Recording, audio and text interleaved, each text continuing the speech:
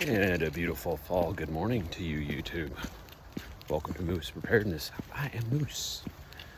I don't know why I'm talking quiet. I guess I don't want to disrupt the sanctity that is a beautiful autumn morning. Nice and brisk. You can see the sun's just starting to rise. On another patrol with the pup. But I wanted to come at you today with some things we've been thinking about. And I say we because I bounce all the good ideas off the wife first. And this is more her wheelhouse than mine because she had a past life, was in the medical field, and that's kind of what we're talking today. Is I wanted to give 5 cheap and probably overlooked items to keep you healthy during a shit hit the fan. We just had a hurricane, national disaster, emergency kind of thing that we actually used during Helene. All right, no fanfare, but if you do like this channel, please like, subscribe, send it out to your friends, send it out to your significant other who believes that prepping is bunk, all these things, because these are real world things that we learned having done it, and I don't want somebody else to have to learn the hard way, because while experience is the best teacher, it's usually the most not fun. So come on. All right, so number 1, first thing you're going to want to look at is how do you stay clean? Hygiene is a thing. So for us, one of those items we used a lot was baby wipes. Dude wipes, baby wipes. They have shower baths that are like little packets where it's a lot bigger, but some way to get clean. We also used a solar shower to make sure that we had water. We used a lot of different things to kind of keep clean, not just ourselves, but our utensils, our hands, so we weren't putting stuff in our mouth, because again, low running water, you want to make sure you have stuff to keep you clean. So that was a huge deal for us. So how are you staying clean? How are you staying hygienic? One of the things that my wife insists on having in the house is a product called Hebe Cleanse. I think it's HIBICLENSE, I think. Somewhere around there. You can spell check me. Never my strong suit. It's a pink liquid. You can get it on Amazon, but it's fantastic for antimicrobials.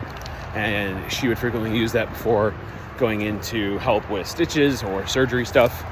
But it's an antimicrobial, and it'll damn near kill anything. But using just a little bit of that was definitely sufficient to kill all the nasty things that we were worried about. Especially because if you look at some of the places like Asheville or places that lost everything, guess what? They don't have the ability to sanitize things. And they're around sewage, they're around dead bodies, they're around dead animals, they're around septic tanks that have overflowed. Gross. So you get any of that fecal oral transmission in a bad day, there's no help coming. You're sick as hell. And you could die. I mean, not fun. So that was really high up on our list. All right, so number 2. And this has to go, most of them have to go with all the work you're going to end up having to do. So one of the major things that I brought up in my first video, which was five cheap items for you overlook for SHTF, was work gloves. Well, yeah, you're going to need some way to cover your hands, but you also need to have to do blister management.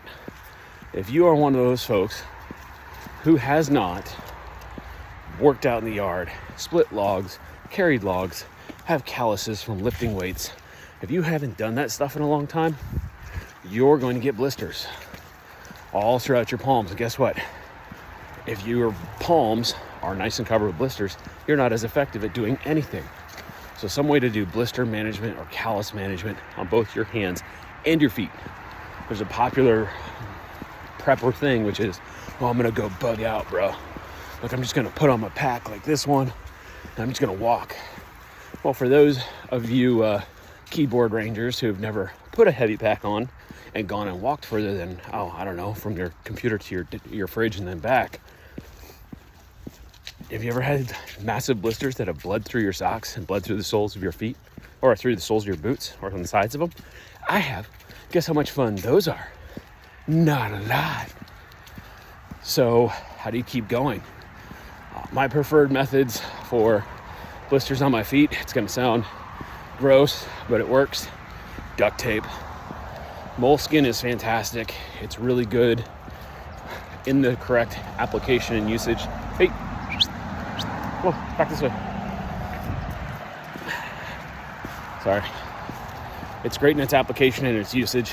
However, I find that moleskin, especially if you're doing hard work, tends to wear off. Duct tape, on the other hand, if the surface is properly dried, especially if it's real good quality stuff, sticks really good. And it stays on there. Probably stays on too long. In fact, I have socks that I was wearing for a longer ruck. Got a blister, put black duct tape on there.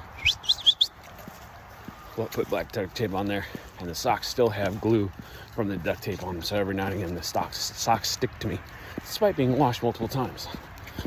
But I found that definitely helps, and it's already an item that I have in the house. So I don't have to worry about getting 16 different types of Band-Aids. You know, you do you. It seems to work for me. I've not had any issues as long as I take it off at night, clean it, make sure it's clean. Again, look back to point number 1 and reapply. So that's those two. All right, point number 3. You're going to be eating less than ideal, right? Not a good thing.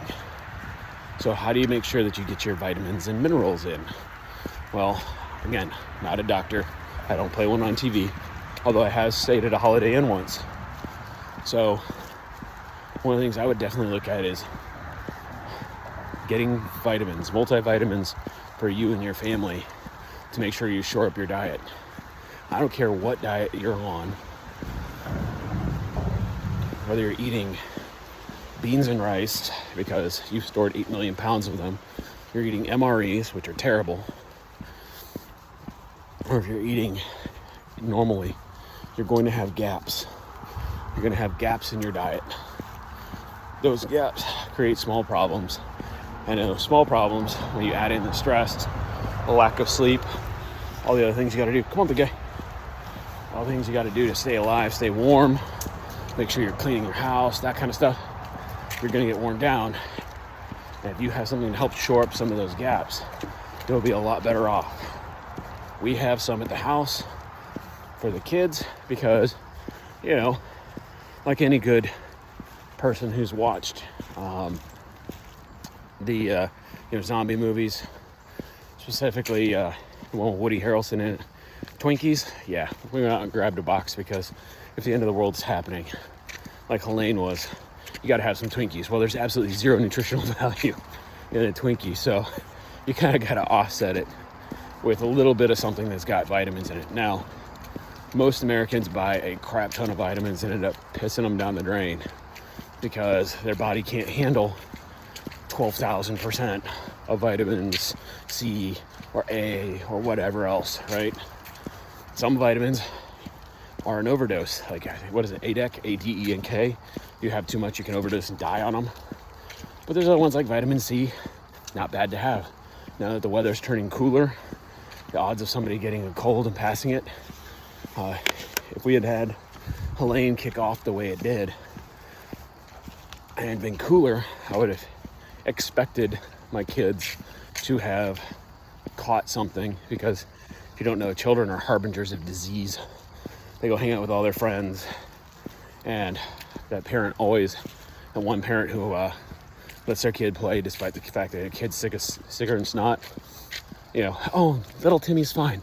It's totally not contagious.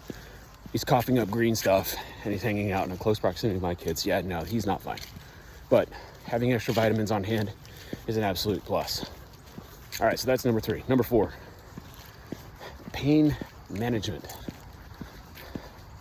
A lot of folks have aches and pains. I do every day. Despite carrying heavy loads, despite being in what I would consider fairly good shape, I have aches and pains every day. Some days better than others. Having a good supply of whatever the pain medicine that you need, because you're not getting resupplied, is crucial. Now, I'm not encouraging everybody to go out and go try and hoard a shitload of Percocet or Oxycontin. I'm talking your NSAIDs, ibuprofen, naproxen, Tylenol to a lesser extent. But those ones were huge because you're out physically working all day. I was out clearing logs. I was out fixing fences. I was doing this stuff all day from sun up as soon as I could see. And I had got my morning cup of coffee in and provided coffee for the neighborhood. It was to work. And you don't work, you don't eat, you don't clean. So in SHTF, if your back is torqued out, guess what, brother? Or guess what, sister? You're out of luck. You're not going to do the things that you need to do, which means you got to find some way to kind of get through the day. Now, I'm not encouraging you to do the Army method, which is, take ibuprofen, drink water, change your socks, and keep moving, trooper. I'm talking, if it is a campaign that you can work through to get some stuff accomplished, do it. But having those in good supply, and it doesn't have to be name brand stuff.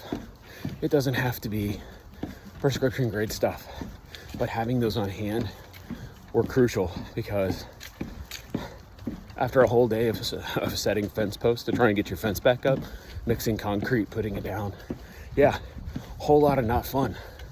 Your body's sore. Again, read the part where you're covered in blisters, things like that. All right, and finally our last one, and it's going to sound weird until you hear me out, but going along with aches and pains, if you get a sprained ankle or you sprain something and you pull something, hey, no, we'll keep going. He's already looking ready to go home. If you get a sprained ankle, you sprain something, pull something, how do you normally treat it? Rest, ice, compress, and elevate, right? Rest makes sense.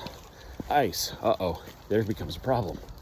How do you ice it if you don't have electricity? Well, if you don't have that stuff, having some of those pop one-time use ice packs is a great way to bring inflammation down for an injury. I have used them a ton overseas, and it's really great, especially if you've twisted something or pulled something, to put that ice on there as quick as possible to help reduce the initial inflammation.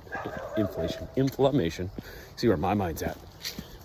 So that way you can mitigate where it's at. You can get back into the fight. So just a quick recap. Stuff to stay clean, whether it be towels of some sort, antimicrobials, soap, take your pick. Stuff to stay clean and keep your utensils and stuff clean. So that's one. And then you want to make sure that you have, again, I highly recommend Hebe Cleanse. You want to make stuff for blister management because you're going to get blisters. And you want to make sure, again, I really like duct tape. You choose your own. It's worked for me for the past,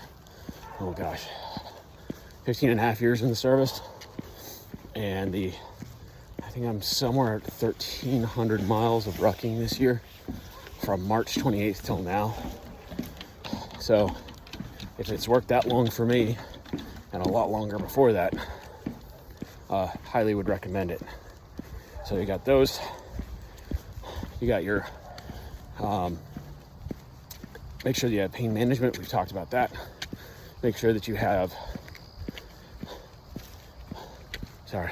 I'm working out hard. This is a heavy pack and I'm booking today. You got your pain management. You've got all the things that you need for